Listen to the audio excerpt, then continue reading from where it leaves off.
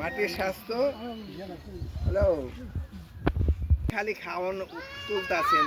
এটাতে কি দিতেছেন খালি ইউরিয়া সারটা কি জানেননি আমরা ভাত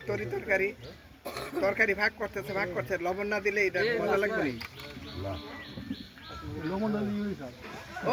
লবণ না দিলে এই ইউরিয়া সারটা হলো লবণের মতো আপনি খাওয়ান আছে পর্যাপ্ত খেতে 24 ঘন্টা অ্যাকশন ইউরিয়া সার দিছেন এও কি একটা বলে আমি যেন 1 কেজি সার রাখেন না ঘন্টা 2 ঘন্টার পরে এইভাবে 1 কেজি সার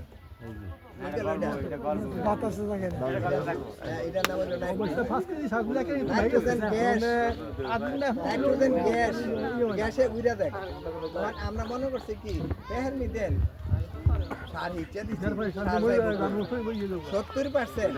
100 কেজি সারের ভিতরে 70 কেজি সারই বাতাসে উড়ে গেছে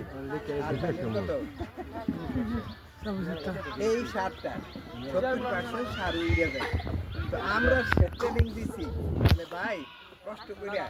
তাহলে আমরা সারও তো কম লাগবো খেত তো গাড়া দেন ওই গাড়া দেন না আমি তো খেত সার দেই ওই আমাদের কথা হলো যে শেষ চাষের সময় মই দিয়া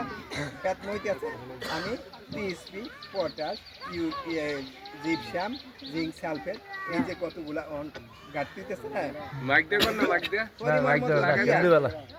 আমি মাটির লোকে নিয়ে দিলাম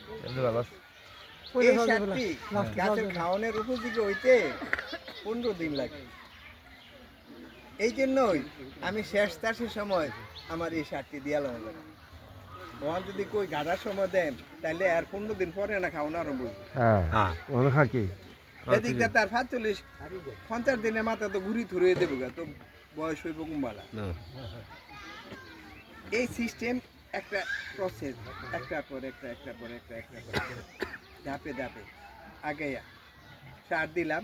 15 দিন পরে যখন ইয়ে উঠলো তখন আমি ইউরিয়া সারটা ছিটার খেতে লাইলেও বদলা গেছে গাদা দেম এই সার হিচা দিছি আর মনিরা তো এই যে গাদা দিছে সারটা মাটির সাথে মিশা গেল এরপরেও 30% লস আছে আমরা এটা তো একটা প্রসেস এটা কোনো মেহনত বাড়তি কোনো কামও না বাড়তি কোনো পরিশ্রম বাড়তি কোনো টের এটা আমরা নিজেরা ফলার কারণ যে খেত লাইলে গেছে আমরা সার তো দেয় বলে কি গাড়ার সময় দিয়ে লাই অহন্ত বাড়িছে ড্যাপের সাথে ইউরিয়া আছে DAP ডাই অ্যামোনিয়াম ফসফেট 50 কেজির মেজান 20 কেজি ইউরিয়া মেজান মিশাই দিছে তো ড্যাপটা দিলে ওই টিএসপিও কাম হয় এটা ইয়া হইয়া 15 দিন পরে আপনার এই আর টিএসপি হলো শিকড় বাড়ায় আর আপনার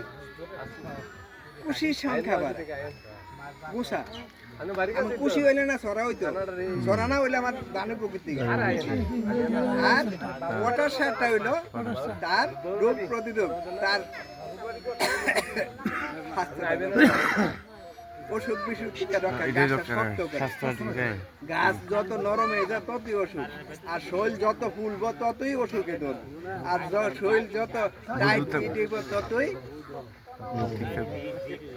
এই যে জিঙ্ক সালফেট একটা জিনিস বছরে একবার আপনি দিতে বছরে একবার এই জিনিসটি আমাদেরকে বুঝে গিয়ে জানুন লাগবে আর আমরা লোকেরা তো আগে তো দিছে না তারা বসে না